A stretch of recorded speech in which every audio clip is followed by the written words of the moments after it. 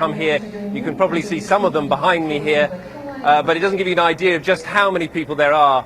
This crowd stretches from the front gate of the old royal palace all the way down this huge avenue behind me to the old south gate of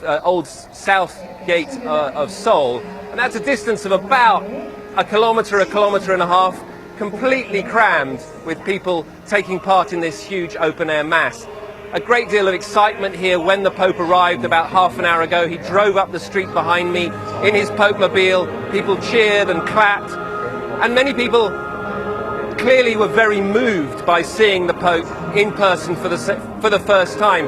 This is the first opportunity that Korean Catholics have had to see a Pope since way back in 1989, when Pope John Paul II came here to Seoul and had another huge mass like this. So many young Korean Catholics have never had a chance to see a Pope in person before. So as you can imagine, a great deal of excitement. And Rupert, that boulevard that you're standing on now, that's where convicted or unrepentant Catholics would be marched along before they were actually executed, isn't it?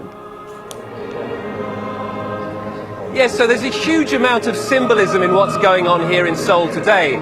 This is the avenue that led to the old royal palace at the northern end, where the king would, ruled Korea in a very Confucian manner. And this is where, as you say, the condemned martyrs were brought. And as we're seeing right in front of the old gate to the royal palace, huge pictures of those 124 founding Catholics, really the founders of the Catholic faith here in Korea, who are going to be beatified today, their first step towards sainthood. And so for these Korean Catholics gathered here, this is a tremendously poignant moment. And Rupert, just briefly, how much impact do you think this visit's going to have? I mean, the Pope obviously wants to increase numbers in Asia and in South Korea there.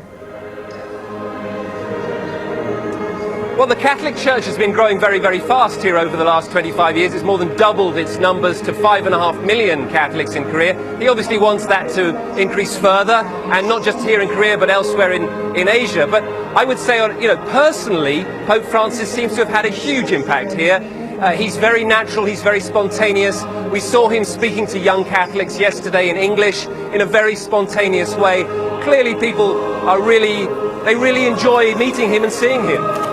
Thanks so much, Rupert Wingfield-Hayes, for us in Seoul.